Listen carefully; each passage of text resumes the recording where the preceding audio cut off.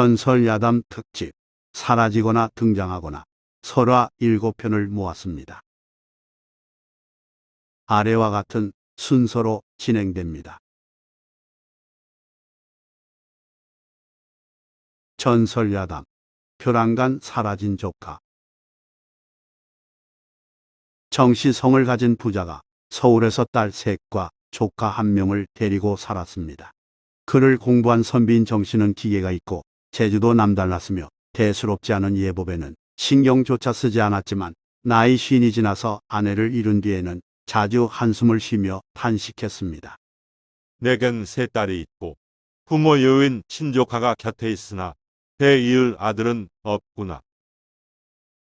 정씨는 혼자 자식을 키우려니 벅찰 것 같아 새 장가를 들고 싶었으나 또 새 신랑이 되면 남의 비웃음을 살게 뻔하고 천첩을 두자니 자칫 집안이 시끄러워질까 염려하여 이러지도 저러지도 못했습니다. 여러 날 망설인 끝에 정씨는 딸들이 모두 시집가더라도 착하고 성실한 조카를 잘 키워 자신의 대를 잇게 해야겠다고 결심했습니다.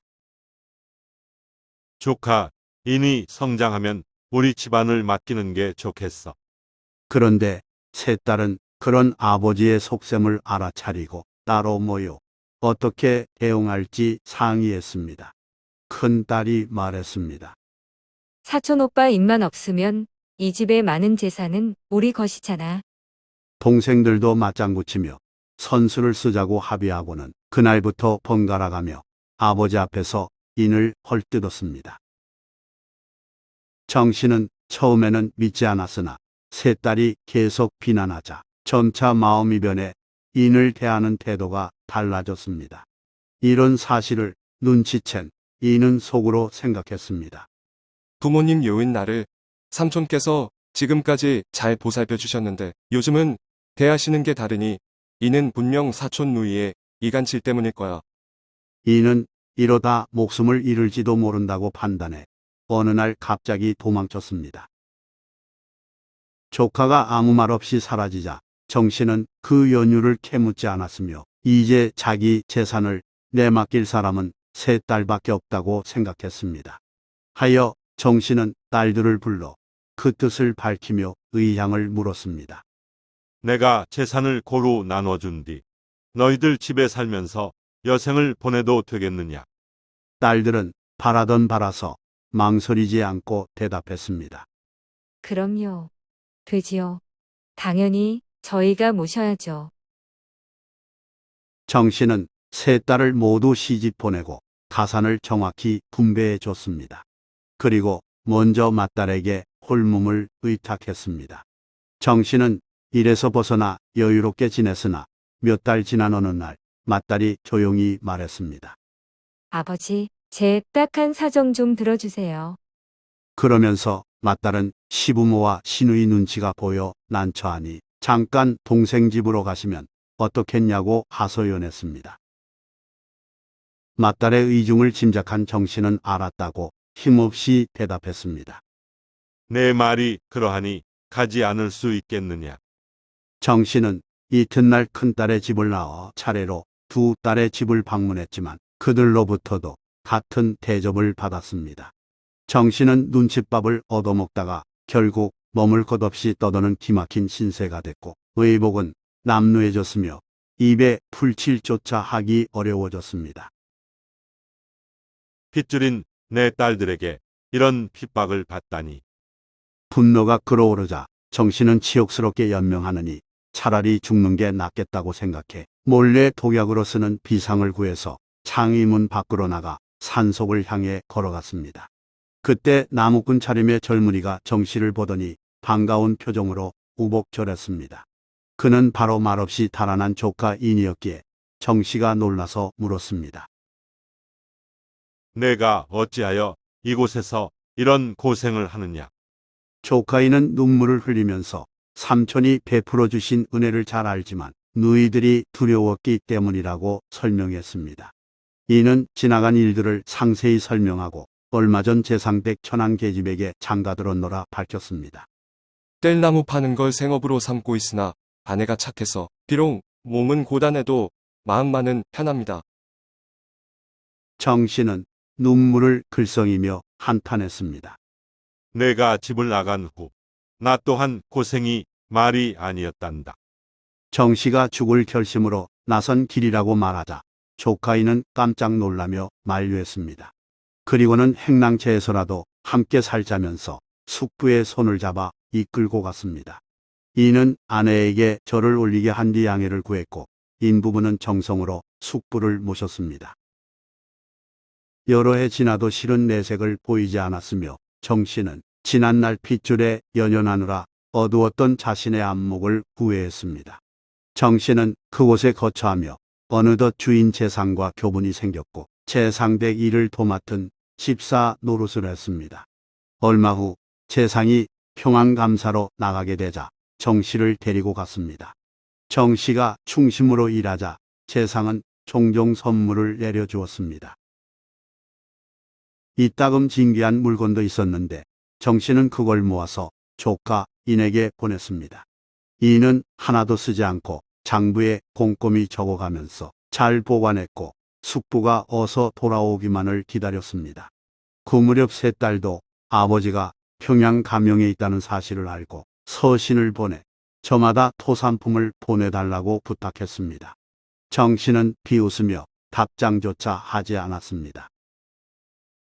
마침내 정 씨가 서울로 돌아오게 됐습니다. 그런 소식은 어찌 알았는지 세 딸은 맛난 음식과 좋은 술을 준비해 교회로 나가서 정 씨를 맞이했습니다. 조카 인도 숙부를 맞이하고자 막걸리와 달걀 안주를 마련해 짧은 두루마기를 걸치고 패랭이를 쓰고 나왔다가 누이들과 맞닥뜨렸습니다. 맏딸이 당황해하는 인을 보자마자 이렇게 말했습니다.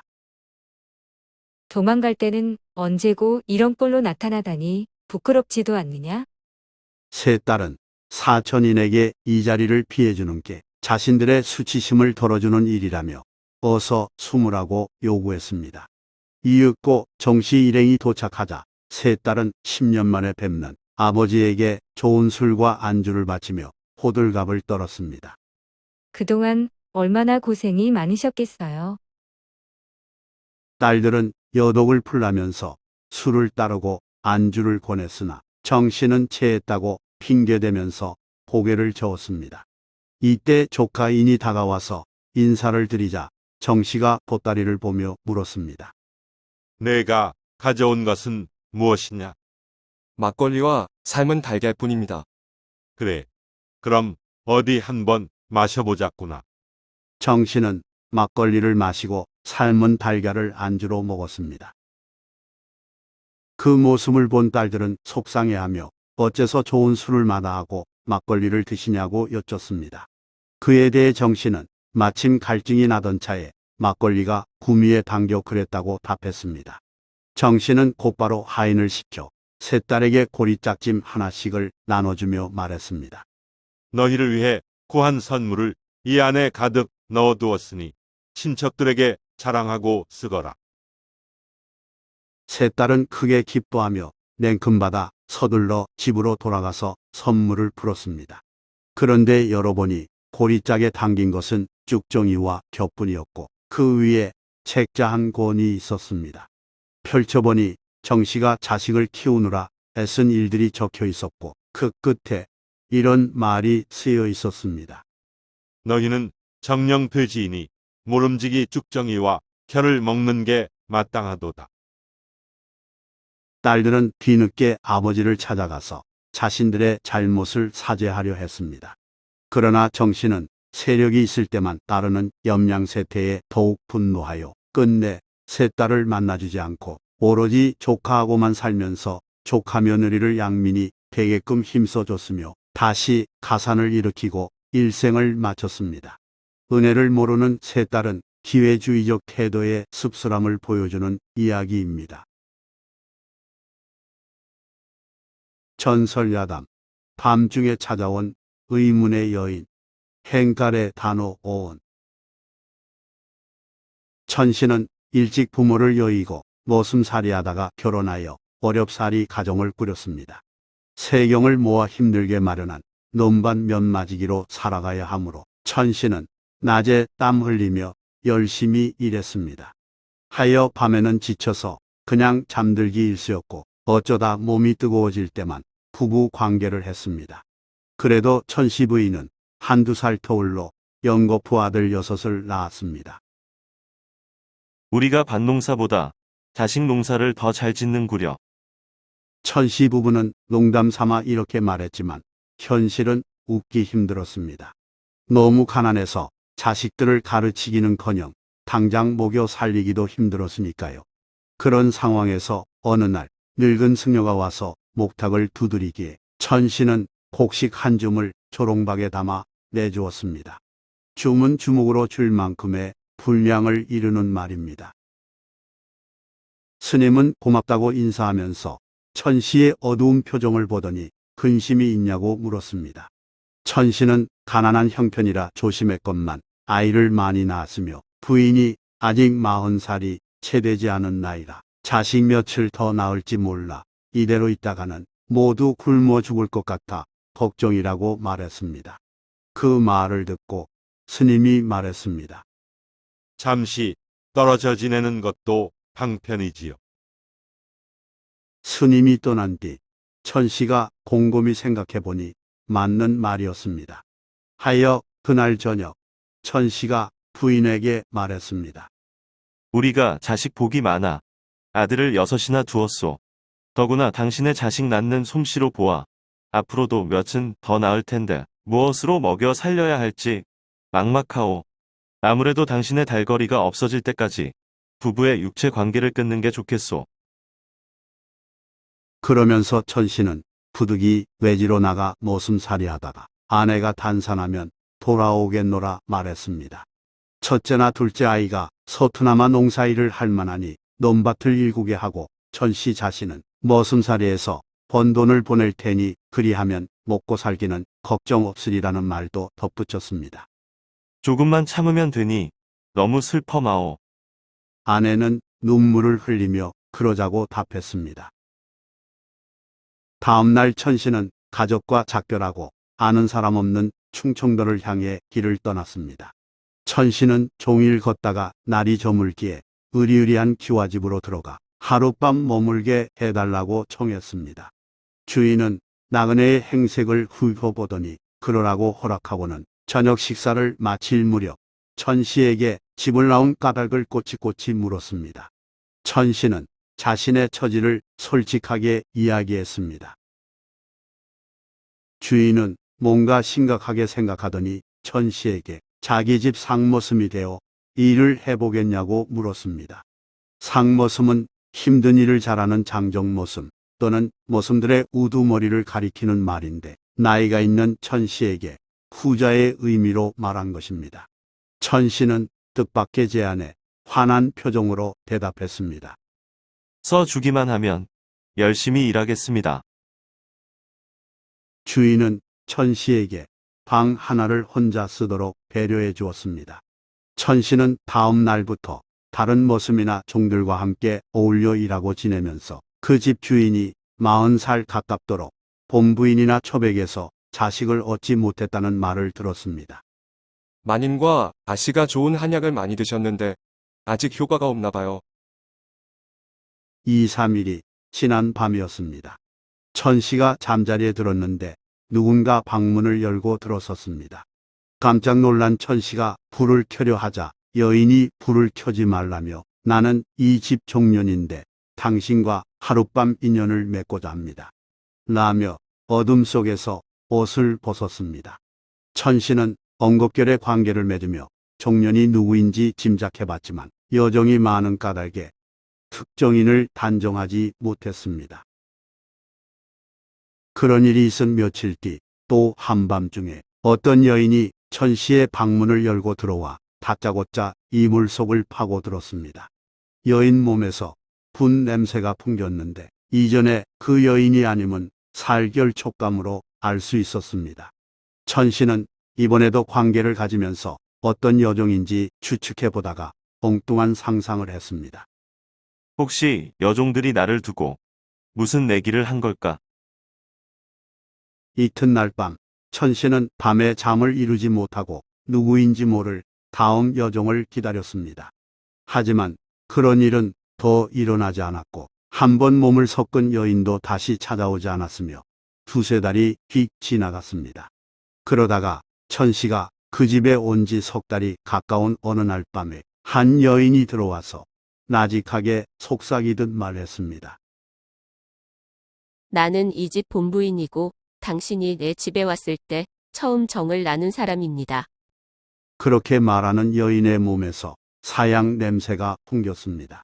천씨는 첫 번째 관계한 날 밤에 여인 몸에서 사양 냄새가 풍겼음을 떠올리고 비로소 같은 여인임을 알아챘습니다.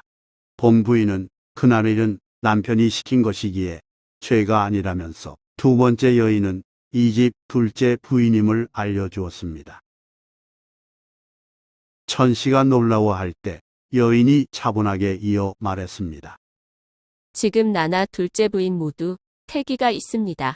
물론 모두 당신의 자식입니다. 남편도 다 알고 있습니다. 천씨가 뭐라 말할 새도 없이 여인은 놀라운 이야기를 계속 말했습니다. 여태껏 자녀를 생산하지 못한 두 부인이 임신하자 집주인은 남들이 이상하게 여길까 싶어 거짓 소문을 냈다는 내용이었습니다. 산신령이 꿈에 현몽하여 어느 산 어느 곳에 있는 100년 묵은 동삼을 먹으면 자식을 보리라 하여 지시한 곳에 가봤더니 과연 동삼이 있었고 그것을 캐 먹은 결과 부인들이 모두 임신했다고 말을 꾸며서 소문냈지요.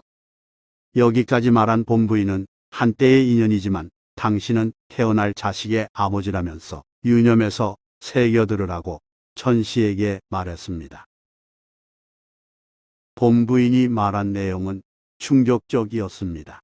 집주인인 남편이 내일 두 사람을 직관이라 소개하며 명당을 잡기 위해 천씨에게 여러 산을 함께 돌아다니라고 지시할 것인데 그들은 큰 돈을 받고 해치려는 사람들이니 호젓한 산으로 들어가기 전에 인가가 있는 곳에서 헤어져야 한다는 말이었습니다. 본부인은 반드시 자신의 말대로 하라면서 마지막으로 하나 더 강조했습니다. 당신이 무사히 집에 돌아간 뒤에는 누구에게든 절대로 그 일을 말하지 마세요. 만일 말했다가는 당신과 우리 두 부인, 그리고 우리가 낳을 당신의 두 자식도 다 같이 죽게 된다는 것을 명심하세요. 본부인은 뭔가 싼 전대를 천씨에게 내어주며 몸에 꼭 두르고 가라고 권했으며 장차 자식과 만날 날이 있을지 누가 아느냐며 천씨의 주소도 물었습니다. 여인이 방을 나간 후 천씨는 두려움으로 인해 밤새도록 뒤척였습니다. 다음 날 아침 집주인은 천씨를 불러 명당을 찾을 때까지 직관 두 사람을 따라 다니라고 지시했습니다. 집주인은 뇌짜리 표석을 묻을 연장과 하루 동안 먹을 음식도 챙겨가라고 말했습니다. 천씨가 보니 몸집이 다부진 장정이었기에 속으로 무척 긴장했습니다. 천씨는 그들을 따라 얼마쯤 가다가 본부인이 시킨 대로 인가가 있는 마을 근처에서 그들에게 말했습니다. 목이 마르니 술 한 잔씩 마시고 갑시다. 주막에서 천씨는 가래를 곁에 두고 앉았습니다. 가래는 흙을 파서 갈아엎거나 포내는 데 쓰는 농기구로 그 모양이 삽과 비슷합니다. 가래는 여럿이 힘을 보태어 사용하는 기구이기에 작업 전 가래질을 하는 사람들끼리 손을 맞춰 봤는데 이를 헛가래나 행가래라고 했습니다. 흙을 떠서 앞으로 던지고 다시 뒤로 돌아와 흙을 떠서 던지기를 반복하는 행가래는 후에 사람 몸을 번쩍 들어 자꾸 내밀었다 들이켰다 하는 일도 의미하게 됐으며 오늘날 기쁜 일을 축하하거나 잘한 일을 칭찬하는 뜻으로 행합니다. 천씨는 시간 두 사람과 술 두어 잔을 마신 뒤 당당하게 말했습니다. 내가 무식한 사람 행세를 하지만 천지의 기밀을 대강은 짐작하는 사람이요. 당신들의 목적은 명당이 아님을 나는 알고 있소. 그러나 걱정하지 마오. 나를 죽이지 않고 주인에게 나를 죽여서 묻었다고만 하면 당신들은 보수를 모두 받을 것이오. 우리 서로 죽을 때까지 비밀을 지키는 게 어떠소? 천씨는 하늘에 맹세한다면서 옆에 있는 가래를 손에 쥐고 일어섰습니다. 두 사람은 천씨의 말을 듣고 당황했으나 어찌할 도리가 없었습니다. 주변에 사람들이 있으니 천씨를 해칠 수 없고 더욱이 천씨는 손에 가래를 쥐고 있으니 섣불리 공격할 경우 오히려 불리했습니다. 천씨는 그런 그들에게 잘 돌아가라고 인사하고 고향으로 향했습니다. 천씨가 집에 돌아오자 부인이 반가워하면서도 어찌 이렇게 일찍 돌아왔느냐고 물었습니다. 그러자 천씨는 능청스럽게 웃으며 말했습니다. 당신이 보고 싶어. 한시도 견디기 힘들더군. 천씨가 방이 들어가 본부인에게 받은 전대를 풀어보니 돈과 폐물이 넉넉히 들어 있었습니다. 덕분에 천씨는 기니 걱정 없이 여유롭게 살았으며 이후에도 아들 삼형제를 더 두었다고 합니다. 팔자에도 없는 자식, 자식을 낳는 것도 팔자, 무자식 상팔자, 자식 팔자 알 수 없다 등등 자식에 관한 소원은 무척 많습니다. 이 설화의 경우 자식 팔자는 못 속인다라는 내용이며 성실한데도 자식이 많아 불행하거나 그와 반대로 자식이 많으나 운이 좋아 잘 되는 사람을 잃을 때 모두 씁니다. 전설야당 고래 뱃속에서 살아나온 조선어부 고래 등 같은 집 관용어 어원 18세기에 일어난 일입니다. 경상도 울진 분산진에 사는 한 어부가 조그만 배를 타고 바다로 나가서 작살로 전복을 찔러 잡았습니다. 그날따라 손바닥만큼 큰 전복이 잘 잡혔기에 어부는 여러 차례에 걸쳐 작살을 내리꽂으며 전복 사냥에 열을 올렸습니다. 오늘은 운수 좋은 날인가 보네. 어부가 콧노래까지 부르며 일에 몰두했을 때 갑자기 큰 파도가 출렁이더니 배를 뒤집었습니다. 바닷물에 빠진 어부는 헤엄치려 했으나 뭔가가 덮쳤고 주변이 컴컴해졌습니다. 그리고 미끄럼 타듯 휩쓸려 내려가 어딘가로 떨어졌습니다. 워낙 순식간에 벌어진 일이라 어부는 어안이 봉봉해진 채 사방을 둘러보려 했지만 눈뜨기 힘들었습니다. 이 끈적거리는 액체는 뭐지? 어부는 직감적으로 거대한 고래에게 잡아먹혔음을 깨닫고는 절망에 빠졌습니다. 그러다가 고래 뱃속이 작살을 휘두를 만큼 넓었으므로 온 힘을 다해 사방을 찔렀습니다. 이놈아, 왜 나를 삼켰느냐? 빨리 나를 토해내거라. 어부가 쉬지 않고 연신 여기저기 작살을 찔러대자 고래는 아픔을 참을 수 없어서 몸을 비틀다가 그를 토해냈습니다. 고래 뱃속에 있던 어부는 울렁거리는 느낌을 받음과 동시에 진공청소기에 빨려가듯 밝은 세상으로 나왔습니다. 난데없는 고통에 시달렸던 고래는 재빨리 어딘가로 사라졌고 어부는 때마침 근처에 있던 나무배를 타고 서둘러 바닷가를 향했습니다. 고래는 생전 처음 겪은 통증으로부터 어부는 죽음의 공포에서 벗어나고자 각자 죽기 살기로 반대 방향으로 나간 것입니다. 해안에 도착한 어부는 그제야 정신을 차리고 자신의 몸을 살펴봤는데 피부가 흰 소처럼 허옇게 흐물흐물해져 있었습니다. 깜짝 놀란 어부는 불길한 기분을 참고 조심스레 자기 머리와 얼굴을 더듬어 봤다가 또 놀랐습니다. 아니, 이럴 수가. 잠깐 고래 뱃속에 들어갔다 나왔을 뿐인데 그 사이 수염과 머리털이 하나도 남아나지 않아 매끄러웠기 때문입니다. 고래 뱃속의 위산으로 인한 결과였지만 어찌됐든 졸지에 대머리가 된 어부는 너덜너덜해진 옷차림으로 터벅터벅 걸어 집으로 돌아갔습니다. 어부가 자신의 집에 도착하자 아내는 백인처럼 하얀 피부에 대머리가 된 남편을 보고 믿을 수 없다는 표정을 지었습니다. 어부가 자신이 겪은 일을 말해주자 아내는 살아 돌아온 것만도 다행이라며 눈물을 흘렸습니다. 하늘이 도와주셨구먼. 참말로 운이 좋아. 소식을 들은 마을 사람들은 고래 뱃속에서 살아나온 어부에게 불행 중 다행이라느니 천운이라느니 생전 듣도 보도 못한 희귀한 행운이라느니 하나같이 긍정적으로 말하며 위로해 줬습니다. 고맙네. 나도 그렇게 생각한다네. 어부는 그날 이후 하루하루 성실히 일하며 살다가 나이 90이 넘도록 장수하다 죽었습니다. 이보다 앞선 17세기에도 한 어부가 고래로부터 봉변을 당한 사건이 있었습니다.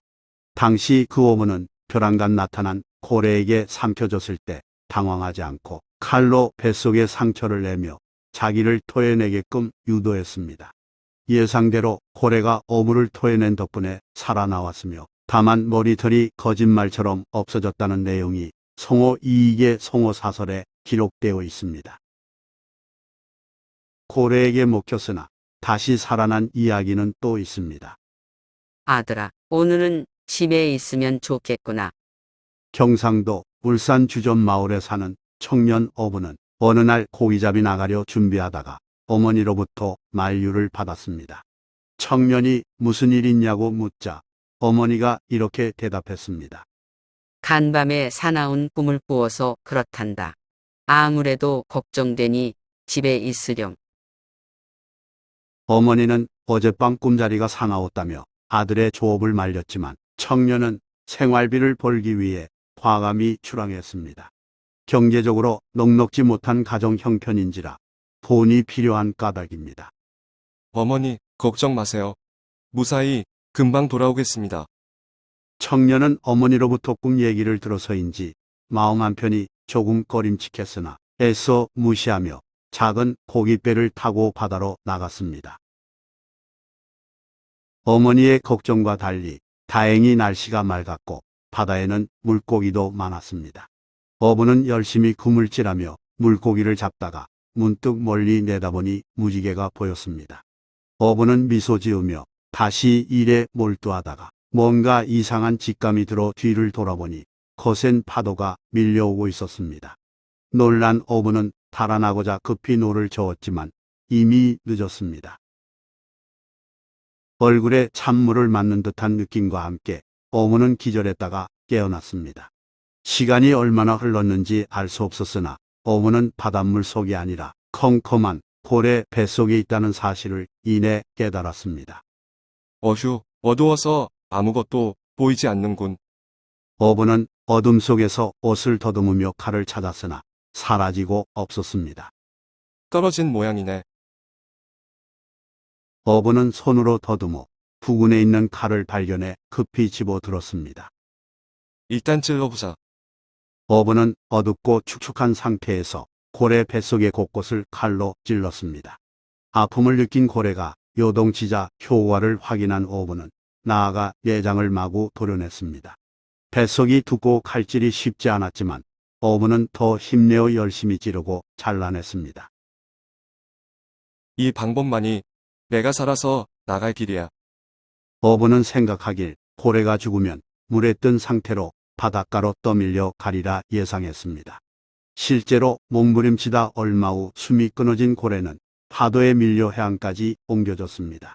엄청나게 큰 고래가 난데없이 해변으로 밀려오자 사람들이 구경하려 몰려들었을 때 청년이 고래의 입으로 기어나왔습니다.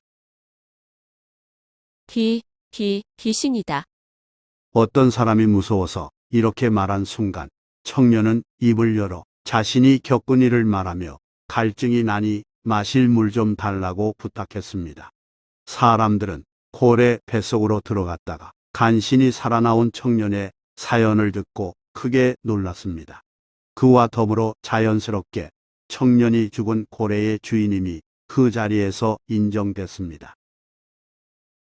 하마터면 죽을 뻔했던 청년은 구사일생으로 생환한 후 요즘에 비하면 복권에 당첨된 것이나 다름없는 행운을 손에 쥐었습니다. 그 무렵 고래고기는 매우 비싸게 거래됐으므로 청년은 자신이 사냥한 고래를 비싼 값에 팔아 농사짓기에 좋은 논을 사서 부자가 됐습니다. 이에 연유해 물길이 좋아 기름진 논을 고래실 혹은 고래논이라 말하게 됐다고 합니다. 한편 고래등 같은 집이라는 표현은 거대한 고래등의 색깔이 큰 집 기와 색깔과 비슷한 데서 연유했습니다. 같은 맥락에서 고래등 같다는 덩실하게 크고 우람하다를 뜻하고 고래 기와집은 웅장하게 큰 기와집을 가리킵니다. 또한 입에 말 다 듣자면 고래등 같은 기와집도 하루아침에 넘어간다라는 속담이 있는데 목는 사치가 심할 경우 금방 거덜난다는 뜻입니다. 전설야담, 정승 아들과 빌어먹을 아이. 한 사찰에서 스님이 아이에게 말했습니다. 얘야, 물 좀 길어오너라. 소녀는 심부름가면서 속으로 투덜거렸습니다. 자신이 동자승도 아닌데 이런 일을 왜 해야 하나라는 불만이 있었기 때문입니다. 어쨌든 참고 물을 길어오자 스님이 또 말했습니다. 부를 때 하니 뗄나무를 구해오렴. 소녀는 이번에도 입술을 삐죽 내밀며 나무를 해왔습니다. 이렇듯 동자승도 아닌 소년이 절에서 잔일을 하며 지내게 된 데에는 나름의 사연이 있습니다. 1년 전 한 노스님이 어느 정승댁에 동냥하러 갔을 때의 일입니다. 때마침 마당에 나와 있던 마님이 하녀를 시켜 시주를 넉넉히 했습니다. 그때 승려는 마당에서 노는 그 집 도령을 유심히 보더니 말했습니다. 이 집 아드님은 고생하지 않으면 일찍 죽게 됩니다. 그 말을 들은 마님이 깜짝 놀라 무슨 말이냐고 묻자 노스님은 도령이 외아들로 보이는데 맞냐고 되물었습니다. 마님은 고개를 끄덕이며 늙음하게 얻은 귀한 자식이라고 답했습니다. 때마침 대청으로 나온 정승도 정황을 파악하고 노스님에게 그 대책을 물었습니다. 스님은 설명은 하지 않고 이렇게 말했습니다. 3년을 고생해야 무탈하게 오래 살 수 있습니다. 그러면서 아이가 건강하게 장수하기를 바란다면 금실로 짠 비단옷을 들려 어느 절로 보내라는 말을 남기고 노스님은 그 자리를 떠났습니다. 정승 부부는 난데없는 불길한 말이 신경 쓰여서 영하다는 점쟁이를 불러 외아들의 사주팔자를 점치게 했습니다. 점쟁이는 조심스럽게 도련님이 어려서 큰 고생을 겪어야 탈없이 살 것 같다고 말했습니다. 이에 정승 부부는 결단을 내렸습니다. 하여 외아들에게 허름한 옷을 입히고 비단옷을 보자기에 싸서 준 후 어느 사찰로 가서 3년 동안 지내다 돌아오라고 말했습니다. 결코 그 전에 귀가하지 말라는 엄명을 곁들였기에 12살 소녀는 마지못해 어쩔 수 없이 절에서 이런저런 심부름을 하며 노스님과 지내게 됐습니다. 하지만 귀하게 대접받으며 편하게 살아온 아이에게 육체노동은 지옥처럼 여겨졌습니다. 한두 번도 아니고 날마다 반복되는 단순한 일은 힘들 뿐만 아니라 무척 지루했습니다. 그래서 서서히 장깨를 부려 일을 느리게 하거나 몰래 쉬는 등 게으름을 피웠습니다. 어째 시간이 오래 걸리는구나.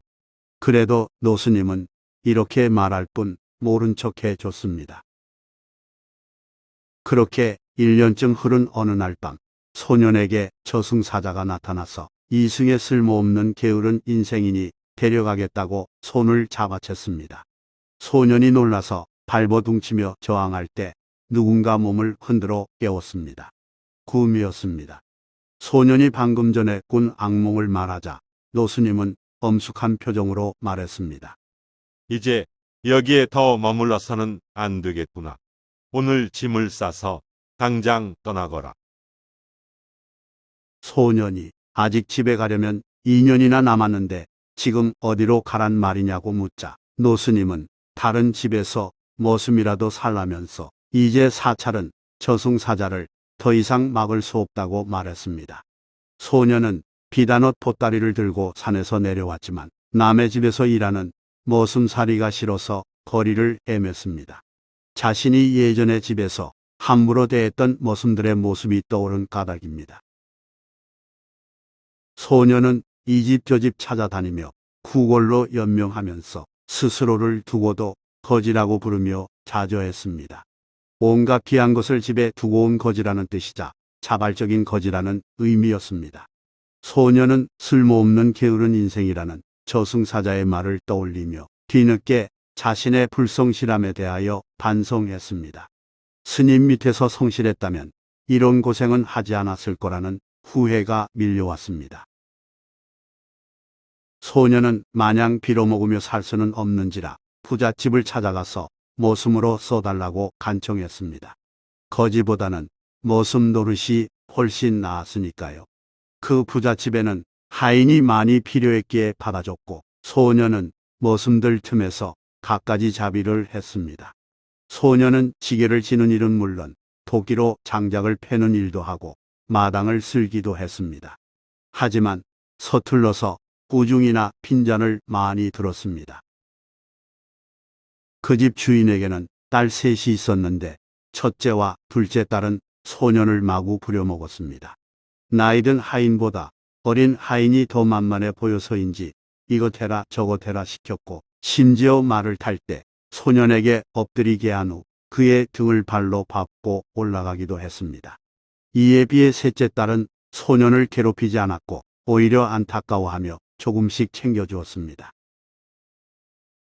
소년은 셋째 딸의 따뜻한 말에 위로를 느끼며 고된 일과 하찮게 여기는 무시를 견뎠습니다. 이를 통해 인내심을 길렀고 타인에 대한 배려가 대인관계에서 얼마나 중요한 일인지 느꼈습니다.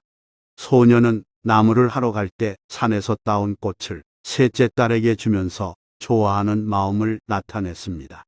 머슴살이로 2년이 흐른 겨울의 어느 날 소년은 고민에 빠졌습니다.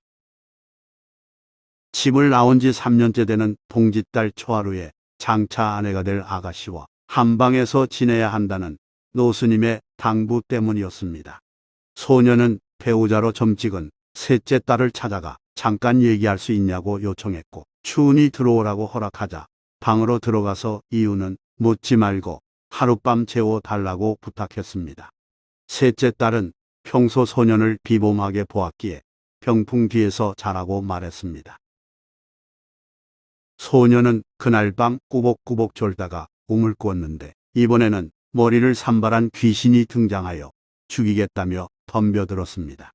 그때 셋째 딸이 그 귀신을 가로막으며 너는 누구인데 아무 죄 없는 소년을 죽이려 하느냐고 호통쳤습니다. 귀신은 소년의 할아버지가 자신을 죽였다면서 원한을 갚으려 하니 어서 비키라고 말했습니다. 그러나 셋째 딸은 소년 앞을 막아선 채 버텼습니다. 서로 대치한 상태에서 새벽닭이 꺾여 울자 귀신은 단 한 번의 기회를 놓쳤다고 울부짖으며 사라졌습니다. 그와 동시에 소년은 잠에서 깼고 밤새도록 술을 놓다가 깜빡잠이 들어 소년과 똑같은 내용의 꿈을 꾼 소녀도 잠에서 깼습니다. 두 사람은 깜짝 놀란 얼굴로 서로를 바라봤고 꿈 이야기를 하면서 또 한 번 놀라며 천생연분 인연임을 직감했습니다. 그날 새벽 소녀는 자기 신분을 밝혔고 셋째 딸에게 청혼했습니다. 두 사람은 일생을 함께하기로 약속했고 소녀는 집 나온 지 3년이 됐기에 귀가하여 부모에게 인사드렸습니다. 정승 부부는 귀염둥이 철부지 아들이 몸가짐과 마음새 모두 어른스러워진 데에 대해 감탄했고 엄청난 인내와 끈기가 필요했던 지난 사연을 들으면서 고개를 끄덕였습니다. 정승 부부는 부잣집 셋째 딸과의 혼인을 승낙하고 성대한 혼례식을 치러줬습니다. 소년의 정체를 비로소 알게 된 부잣집의 못된 첫째 딸과 둘째 딸은 정승 집안으로 시집가는 동생을 보며 질투심을 느끼고 뒤늦게 배가 아파 땅을 쳤습니다. 정승 부부는 늦둥이 외아들에게 독립심과 좋은 인성을 일깨워주려 한 노스님에게 감사하면서 많은 시주로 고마움을 표현했습니다. 전설야담 두 사람의 세 가지 소원. 경기도 어느 마을에 들어선 한 노인이 제법 큰 기와집을 찾아가 하룻밤 유숙을 청했습니다. 문 앞에 있던 하인이 곤란한 표정을 지을 때 주인 황생원이 나와서 비룡뱅이에게 줄방이 없으니 썩거지라고 말하며 문을 닫았습니다. 비룡뱅이는 거지를 낮잡아 이르는 말이니 황생원은 노인의 초라한 행색을 보고 동냥하며 살아가는 거린이라고 단정한 것입니다. 노인이 참으로 인심사납다며 발걸음을 돌렸을 때 근처를 지나가다 그 광경을 본 농부가 말을 걸어왔습니다. 우리 마을에 처음 오신 것 같은데 주무실 곳이 없으시면 저희 집으로 가시지요. 노인이 그럼 하룻밤만 신세 점지자면서 농부의 집으로 함께 갔습니다. 허름한 초가에서 걸음을 멈춘 농부는 누추한 집이라 손님을 모시긴 처음이라며 쑥스럽게 말했습니다. 노인은 그런 농부를 바라보며 고마운 마음을 담아 말했습니다. 찬이슬만 피할 수 있으면 만족합니다. 농부는 노인을 윗방으로 모신 다음 잠깐 기다리시면 저녁상을 올리겠노라 말하고는 아랫방 문을 열고 아내에게 얼른 밥을 지으라고 말했습니다. 아내가 쌀이 떨어졌다고 말하자 농부가 처마에 매달아 놓은 봉지를 가리키며 말했습니다. 그렇다면 저 벽시라도 빻아서 밥을 지어와요. 벽시는 못자리에 부리는 벼의 시를 이르는 말입니다. 이에 아내가 내년에 벼농사 지을 종자를 먹으면 농사를 어떻게 짓냐며 걱정스러운 표정을 지었습니다. 그래도 농부는 재차 말했습니다. 그건 그때 가서 해결하기로 하고 어서 밥을 지어요. 노인은 윗방에서 두 사람 대화를 들으며 착한 부부라고 생각했습니다. 시간이 조금 흐른 후 농부 아내는 밥상을 차려왔는데 밥 한 그릇에 반찬이라곤 김치 한 종지뿐이었습니다. 그렇지만 노인은 쌀 한 톨 남기지 않고 싹싹 긁어 먹었습니다. 농부 부부가 상을 치우러 들어왔을 때 노인은 매우 고맙다고 인사하며 이렇게 말했습니다. 주인장, 나는 내일 아침 일찍 길을 떠날 테니 아침밥을 신경 쓰지 마세요. 농부 부부는 알았다고 대답한 뒤 노인이 잘 수 있게끔 이부자리를 펴줬습니다. 다음 날 새벽 노인은 잠에서 깨어 옷을 입으려다가 한쪽에 차려진 밥상을 보고 깜짝 놀랐습니다. 농부 아내가 노인보다 먼저 일어나 밥을 지어 살며시 방에 갖다 놓았기 때문입니다.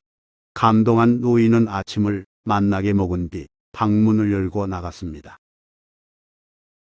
어르신, 잘 주무셨습니까? 마당을 쓸고 있던 농부가 노인에게 공손히 아침 인사를 하자 이어 농부 아내가 반찬이 변변치 못해 죄송하다고 말했습니다.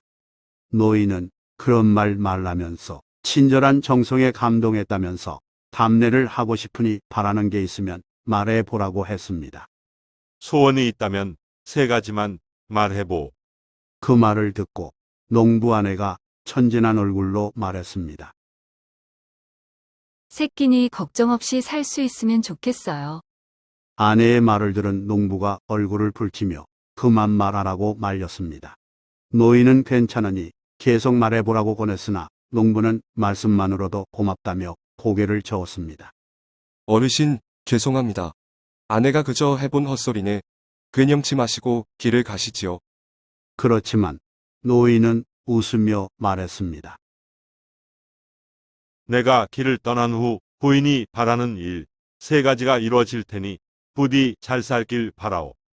저 멀리 사라지는 노인을 바라보면서 농부 아내가 중얼거렸습니다. 크지도 작지도 않은 기와 집에서 살아봤으면 좋겠어요. 그 말이 끝나자마자 풍소리와 함께 초가 상간이 기와집으로 변했습니다. 크게 놀란 농부 부부는 서로를 바라보며 순간 말을 잊었다가 농부가 입을 열었습니다. 예사 노인이 아니었나 보네요. 두 사람이 기와집 대문을 열고 들어가 보니 곳간에 쌀섬이 가득했고 외양간에는 황소, 암소, 송아지가 한 마리씩 있었습니다. 농부 아내는 무척 기뻐하며 중얼거렸습니다. 비단 옷도 한번 입어봤으면 좋겠어요. 그 직후 풍소리와 함께 대청마루에 비단과 보석함이 생겼습니다. 이로써 노인이 약속한 소원 3가지가 모두 이루어졌습니다. 부부는 서로의 볼을 꼬집으며 정말인지 확인하면서 뜻밖의 행제가 가져온 행복을 만끽했습니다. 소문은 금방 퍼졌고 마을에서 으뜸부자였던 황생원이 농부를 찾아가서 어찌된 일인지 물었습니다. 농부가 사실대로 말해주자 황생원은 노인이 어느 방향으로 갔는지 물었습니다. 황생원은 말을 가져오게 해서 타고 그 방향으로 쫓아갔습니다. 황생원은 부지런히 말을 달려 그 노인을 발견하자 불러 세운 후 큰절을 올리며 소홀히 대해 죄송하다고 말했습니다. 그러면서 사제의 뜻으로 씨암탉 한 마리 대접하고 싶다며 자기 집으로 돌아가자고 청했습니다. 노인은 갈 길이 바쁘다고 거절했으나 황생원이 거듭 간청하자 이렇게 말했습니다. 먹은 셈 치고 소원 3가지 들어줄 테니 앞으로는 착하게 사시오. 노인은 말하는 대로 소원이 이루어질 것이라면서 가던 길을 갔고 황생원은 기대에 들떠 집을 향했습니다. 그런데 막상 소원을 생각하니 떠오르는 게 없었습니다. 좋은 집에 기름진 땅, 재산도 넉넉했으니까요. 그래도 뭔가 있으리라 생각했는데 조금 전에 너무 몰아달려서였는지 말이 절뚝거리며 느리게 걸었습니다. 황생원은 답답한 마음에 이렇게 말했습니다. 이놈의 굼벵이 말. 다리나 부러져 버려라. 그 말이 끝남과 동시에 말의 다리 하나가 부러졌습니다.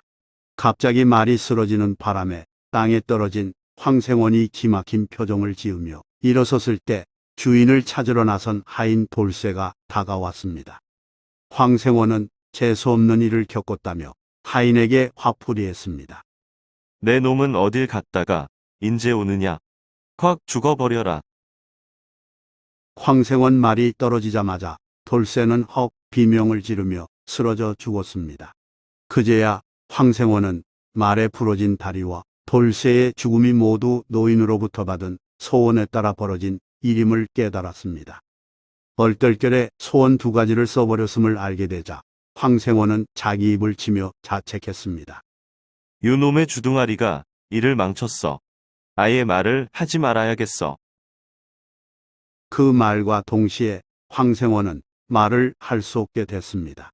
무슨 말을 하든 입 밖으로 아무 소리도 나지 않았고 어떤 단어도 문장도 말하지 못했습니다. 집에 돌아온 황생원이 아내에게 무슨 말을 해도 알아듣지 못했고 하인들도 눈만 껌먹였습니다. 황생원은 우라통이 터지고 화병에 걸려 며칠 지나지 않아 세상을 떠났고 마을 사람들은 업보라며 동정하지 않았습니다. 전설야담 거지도 거진아름. 조선시대에는 해마다 2~3차례 중국에 사신을 보냈습니다. 사신단은 정사와 부사를 비롯해 통역관 등 많은 사람으로 꾸려졌고 한목포로는 상인도 따라갔습니다. 2 나라 언어를 오해 없이 전달해주는 통역관도 돈을 빌려 가지고 가서 중국 물건을 사들인 다음 귀국한 후 되팔았는데 그 차익이 무척 많았습니다.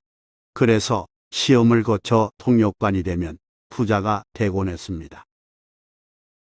그런데 통역관 중에 이기훈이라는 사람은 가족의 기대와 달리 그렇게 하지 못했습니다.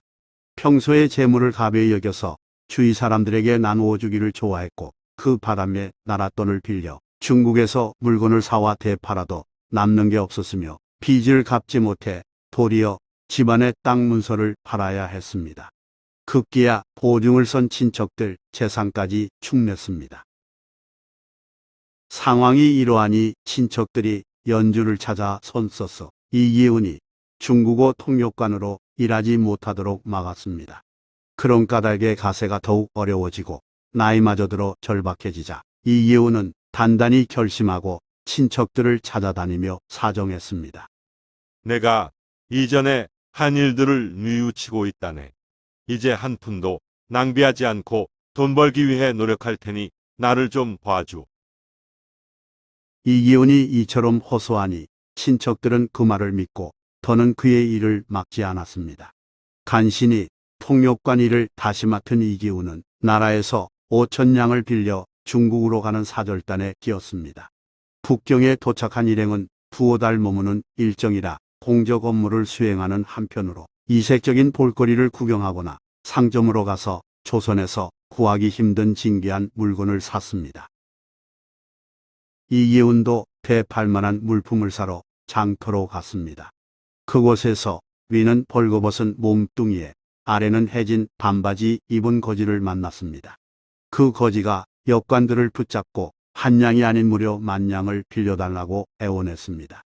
내가 강남으로 가서 좋은 물건을 사다 주겠소. 당신들이 여기서 사는 것보다 2배의 이익을 남길 것이오. 덕분에 나도 돈을 좀 벌고 싶으니 내게 투자하시오. 콩 먹고 알 먹고라는 제안은 그럴듯했지만 역관들은 대꾸하지 않고 본 척도 하지 않았습니다. 강남에 사치스러운 물건이 많다는 사실은 들어 알고 있으나 빌어먹고 사는 거지를 믿을 수 없는 까닭입니다.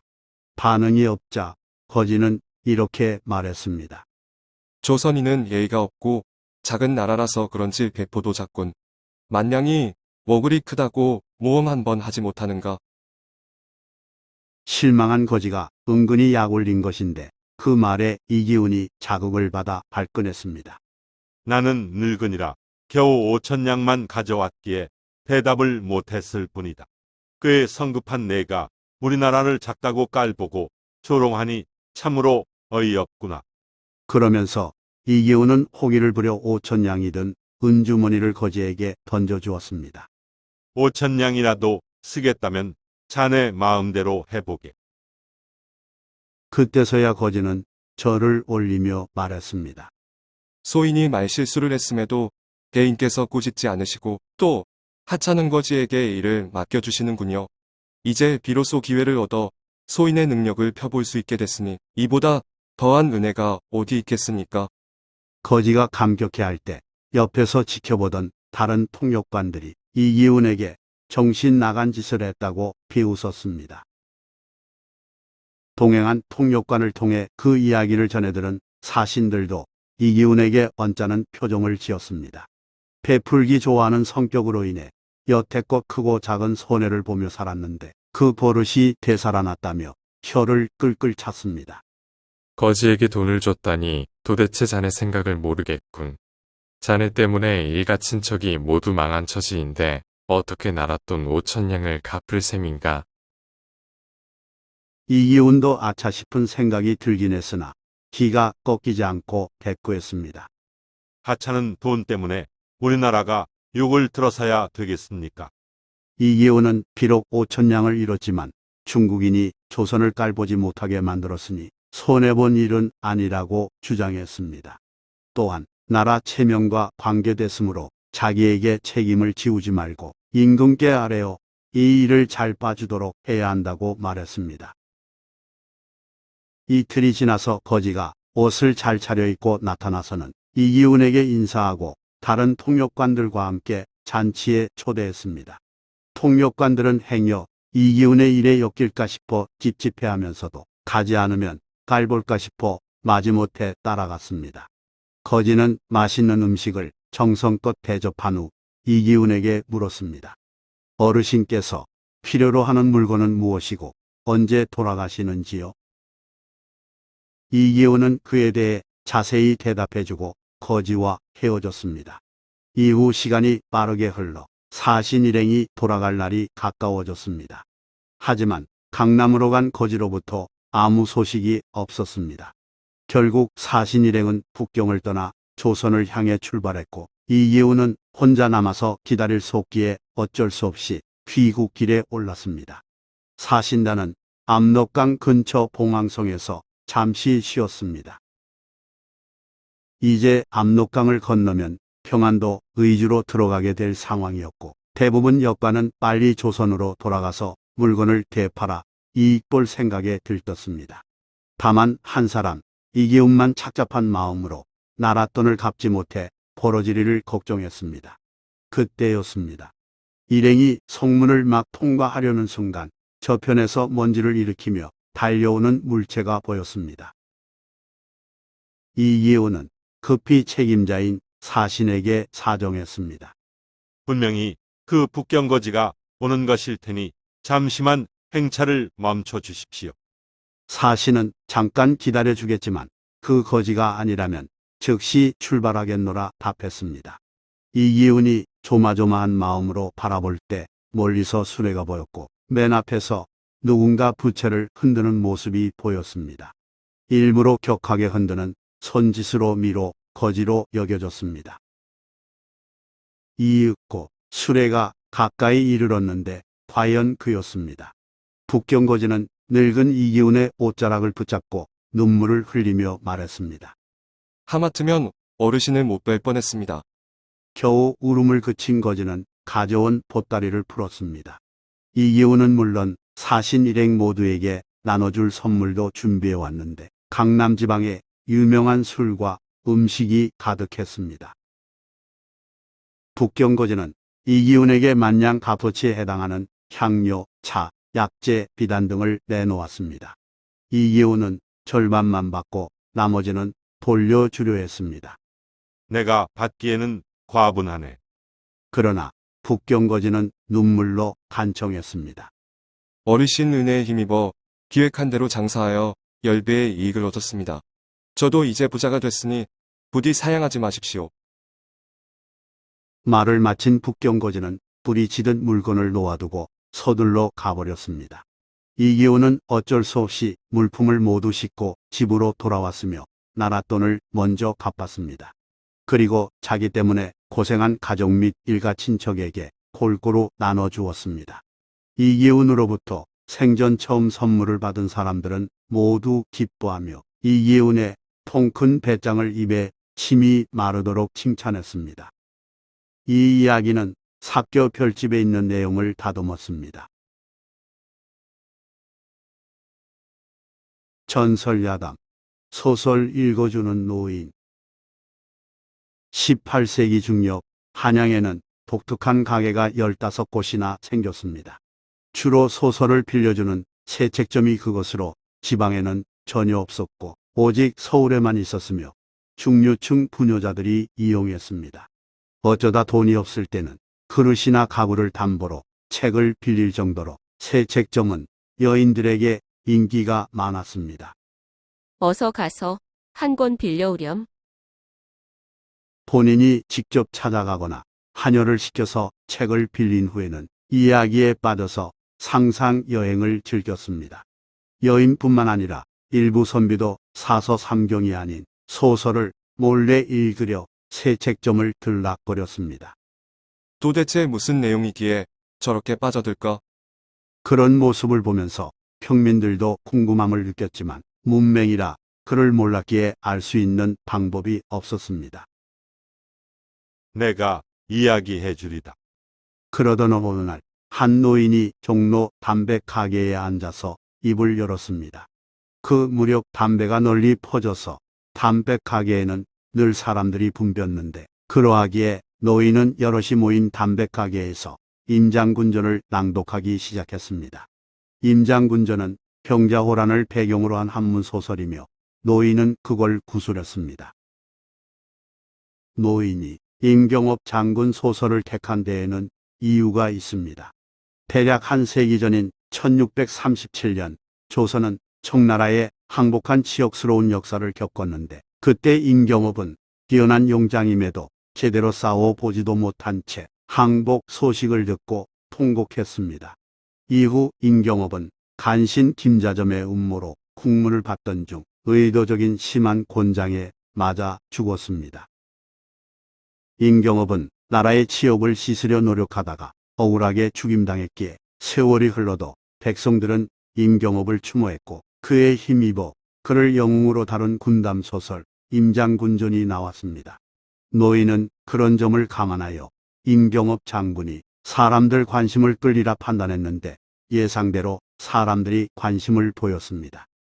그래서 어떻게 됐습니까? 노인은 이야기가 절정에 달했을 때 담배를 피우면서 한동안 침묵했습니다. 답답함을 느낀 사람들이 재촉해도 눈만 검복검복하면서 담배만 피웠습니다. 성질 급한 사람이 엽전을 땅에 던져주자 노인은 살짝 미소를 지었고 몇 사람이 더 엽전을 내자 비로소 담뱃대를 떼고 다시 이야기를 이어갔습니다. 포로로 끌려가던 임장군은 한밤중에 탈출했다오. 이후에도 노인은 흥미진진하게 이야기하다 한 번 더 담배를 피웠고 엽전이 어느 정도 쌓이자 나머지를 말해주며 마무리했습니다. 노인이 이야기를 시작할 때는 청중이 서너 명이었으나 이야기를 마칠 때는 20여 명으로 늘었을 정도로 그야말로 송황이었습니다. 자신감을 얻은 노인은 날마다 장소를 이동하며 같은 일을 반복했습니다. 사람들이 많이 다니는 광통교, 배옥의 교동, 총각 등지에서 하루씩 입담을 늘어놓았습니다. 이때도 역시 결정적인 장면에서 담배를 피우며 엽전이 쌓이기를 기다렸습니다. 여기 있소. 어서 빨리 말해 주시오. 청중이 재촉하면 노인은 구수한 입담으로 사람들 귀를 휘어잡았고 워낙 재미있게 말하는 까닭에 청중들이 늘 노인을 빙 둘러싸곤 했습니다. 노인을 흉내내어 다른 사람도 소설을 낭독했지만 소설 읽어주는 원조 노인의 인기가 단연 높았습니다. 그날도 노인은 종로 담배가게에서 임경업 장군에 관한 소설을 낭독했습니다. 이야기는 무르익어 김자점이 임경업 장군에게 누명을 씌워 죽이는 대목에 이르렀을 때 청중 중 한 사람이 갑자기 칼을 휘두르며 말했습니다. 내가 김자점이렸다. 소설 읽어주는 노인이 워낙 실감나게 말하자 이야기에 몰입한 나머지 낭독자를 김자점으로 착각하고 칼부림을 저지른 것입니다. 순식간에 칼질을 당한 노인은 그 자리에서 죽었고 칼을 든 남자는 사태를 파악하지 못하고 자신이 간신 김자점을 죽인 양 씩씩거렸습니다. 놀란 주변 사람 중 일부는 자리를 피했고 일부는 광가에 신고했습니다. 살인을 저지른 남자는 뒤늦게 자신이 무슨 일을 저질렀는지 깨닫고 크게 당황했습니다. 하지만 이미 엎질러진 물이 된 상황이라 살인범은 감옥에 갇혀 땅을 치며 아무 소용없는 후회만 되풀이했습니다. 이 사건을 보고받은 임금은 소설이 사람 마음을 미혹시킨다고 개탄하면서 이야기 금지령을 내렸지만 소설 낭독 문화는 암암리에 계속됐습니다. 한편 18세기 중엽 등장한 소설 읽어주는 낭독가를 당시에는 정기수라고 칭했습니다. 기이한 이야기를 전하는 늙은이라는 뜻이며 정기수는 조선 마력 사람들에게 소설을 읽어주며 전성기를 누렸습니다. 정기수는 단순한 이야기 전달을 넘어서서 1인다역 성우까지 겸했으니 한마디로 종합예술인이었던 셈입니다.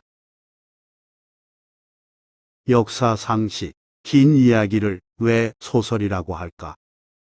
소설이라는 단어 자체는 중국 고전 장자 외물편에 처음 등장합니다. 대체로 작은 낚싯대로 개울에서 붕어나 지키고 있는 사람들은 큰 고기를 낚기 어렵다. 이와 마찬가지로 소설을 꾸며서 그걸 가지고 고을 수령의 마음에 들려 하는 자는 크게 되기 어렵다. 이 문장에서 소설은 사실상 대도에 반대되는 상대어입니다. 다시 말해 대도는 사람이 마땅히 지켜야 할 큰 도리를 이루고 소설은 출세나 명예를 구하고자 꾸민 말을 가리킵니다. 이렇듯 장자가 살았던 시대에 소설은 귀담아들을 필요 없는 말재간을 뜻했습니다. 요컨대 고대 중국에서 소설은 내용이 황당무계한 잡서를 지칭하는 말이었습니다. 그러다가 서기 1세기에 활동한 한나라 방고가 쓴 한서 예문지에서 소설의 의미가 약간 달라졌습니다. 소설가는 대개 폐관에서 비롯됐으며 소설은 길거리에 떠도는 이야기들로 만들어졌다. 여기서 폐관은 거리에 떠도는 소문을 채집하는 벼슬 이름이며 폐는 정사에 기록될 만한 가치가 없는 사소한 이야기를 뜻합니다. 정리해 말하자면 거리나 사람들 사이에서 수집한 말을 바탕으로 만든 가벼운 얘기거리가 곧 이야기로서의 소설 원형입니다. 우리나라의 경우 고려 마력 이규보가 쓴 백운 소설에 소설이라는 개념이 처음 등장했습니다. 이때 소설은 자질구레한 기록을 가리켰습니다. 우리나라에서도 초기에는 소설을 하찮고 잡스러운 거리의 이야기로 여긴 것입니다. 15세기에 활동한 서거정은 고려 말과 조선 초에 걸쳐 유명한 사람들 사이에 벌어진 기이하고 재미있는 이야기를 모은 책 태평항하 골계전을 엮었는데 거기에서 폐관 소설에 대해 다음과 같이 정의했습니다. 폐관 소설은 선비들이 문장으로 우스갯소리를 만들듯 넓은 지식을 펴기 위해서 혹은 심심풀이로 만든 것이다. 이후 의미가 확대되어 허구이든 사실이든 간에 이야기 구조를 지니고 있으면 모두 소설의 봄주에 넣었습니다. 점차 교훈적, 오락적 기능이 포함됐으며 이야기가 점점 길어졌습니다. 조선 초기 학자 김시습이 우리나라 최초의 한문소설 금오신화를 지었고 광해군 때 허균이 최초의 한글 소설 홍길동전을 지었습니다. 개화기에 본격적인 신소설 시대가 열렸고 단행본 한 권 분량의 장편임에도 소설이라는 명칭을 그대로 썼습니다. 소설은 직역하면 작은 말이지만 이야기라는 역사성을 지닌 까닭입니다. 오늘날 소설은 사실이나 허구의 이야기를 작가의 상상력으로 구성하여 산문체로 쓴 문학을 의미합니다. 좋아요 및 구독은 영상 제작에 큰 힘이 됩니다. 고맙습니다.